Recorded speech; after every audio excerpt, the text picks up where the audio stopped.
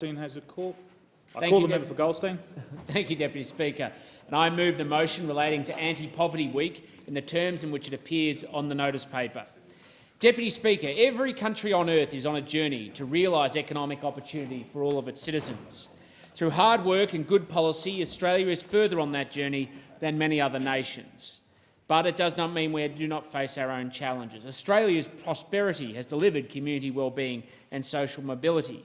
Yet the curse of poverty remains real, even here today. Australians possess a deep sense of justice that recognises that people, through circumstances out of their own control, can sometimes fall through the cracks. To be lacking in the resources needed to meet basic needs prevents individuals from reaching their full potential.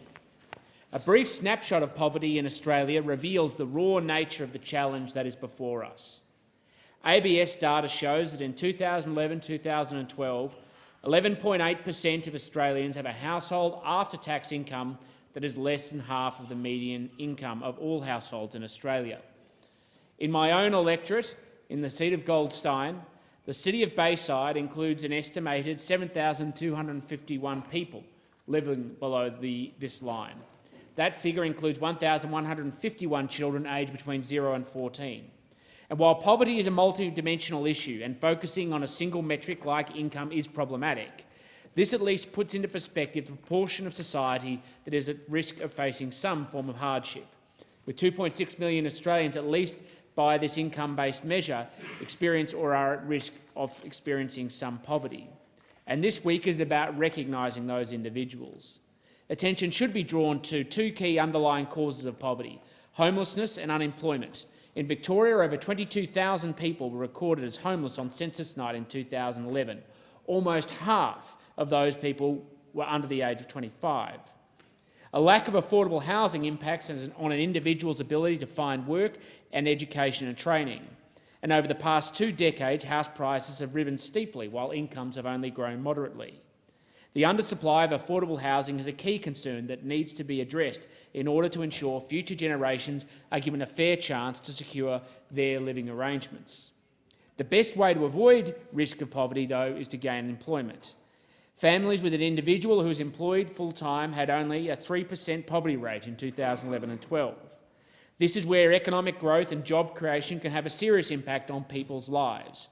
Now more than ever, we must remain firm against the growing anti-globalisation sentiment, because protectionism will do little more than entrench poverty in Australia and around the world. The quality and quantity of jobs of the future rely on sustaining and enhancing economic openness and utilising technology. The report card on youth unemployment is mixed. While there are stubbornly high clusters of joblessness across the country, the overall rate is improving. But at 12.2%, there is a long way to go. And our national youth unemployment figures tell us we have more to do to ensure our young Australians are able to get ahead.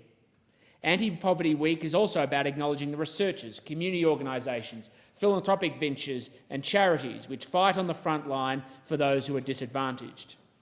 In particular, I note the hard work of Bentley Bayside Community Health, chaired by Marguerite Abbott and led on a daily basis by its CEO, Amanda Murphy, which runs a program for innovative health services for homeless youth and has an outreach health worker for homeless young people in the cities of Bayside, Kingston and Glen Eira. And I also want to acknowledge the Grace Heart Community Church as another exemplar of working with disadvantaged people, located in Hyatt. The church has been led by the Reverend Bruce Corbin and works with local people to find stability and opportunities in their life. Institutions like these deliver accessible, evidence-informed and innovative services by listening and responding to people in an inclusive and respectful way, and we can do our best to help them take control of their lives. On the world stage, we must also continue to play a role in tackling some of the human development challenges that face us in our region. The Turnbull Coalition team is committed to delivering an affordable and effective aid program that reduces poverty and hardship around the world, but importantly is done so by promoting sustainable economic growth. In 2016-17, the Turnbull Coalition team will deliver around $3.8 billion in development assistance, making Australia the 12th largest donor in the OECD.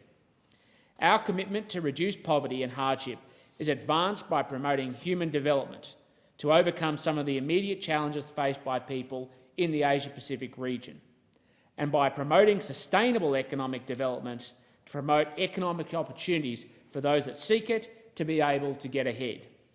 That is the Liberal way, and that is why we are proud to stand up and to fight poverty in Anti-Poverty Week. Thank you, Deputy.